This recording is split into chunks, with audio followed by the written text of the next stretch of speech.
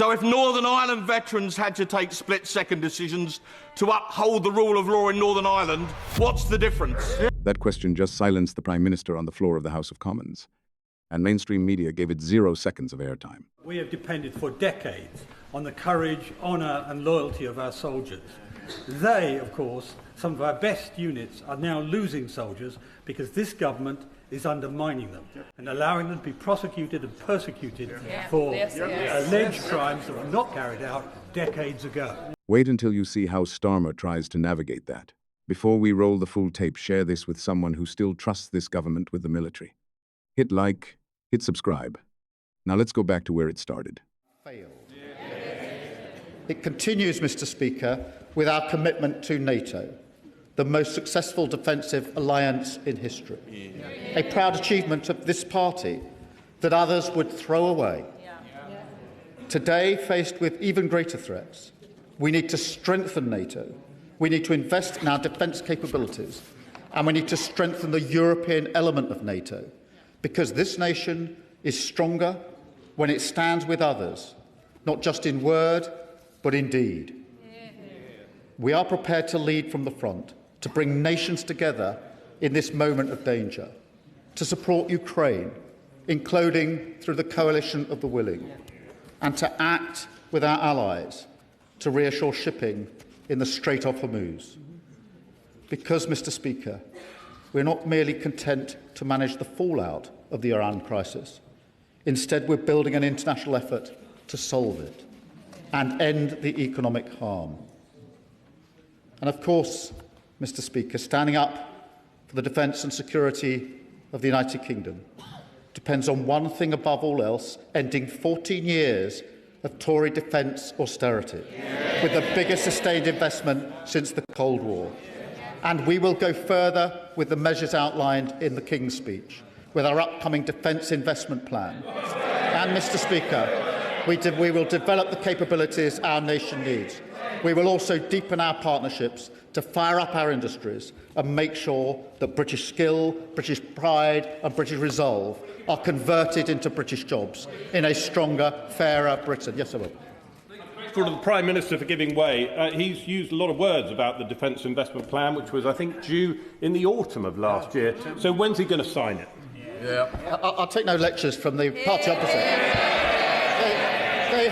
They hollowed out defence spend. Defence spend was 2.5% when they came into power, 2.3% when they left power. The investment plan is being finalised and will be published soon. But, Mr. Speaker, the strength is the foundation. That's the way we maintain our control, even in the storms of blood. I will give way. I mean, the Prime Minister quite rightly prioritised the defence of the country. We have depended for decades on the courage, honour and loyalty of our soldiers. They, of course, some of our best units, are now losing soldiers because this government is undermining them and allowing them to be prosecuted and persecuted for alleged crimes that were not carried out decades ago in the Northern Ireland Bill. Mr. Speaker, he knows very well that the provisions in Northern Ireland are intended to strike the right balance between what needs to be done and protecting our veterans. We are, of course, proud of all those that have served and do serve our country, but the legislation that was put forward by the last government was struck down, leaving no protection whatsoever. Because, Mr. Speaker, I'll make some progress.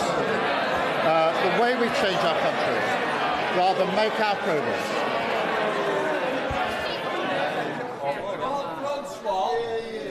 he will know that in the recent Supreme Court Dillon judgment, the court ruled that our Legacy Act overwhelmingly was not incompatible with the Human Rights Act. He knows that.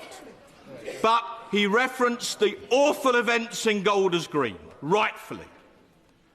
And he defended the police officers against attacks on the leader of the Green Party, rightfully, and said they had to take split-second decisions.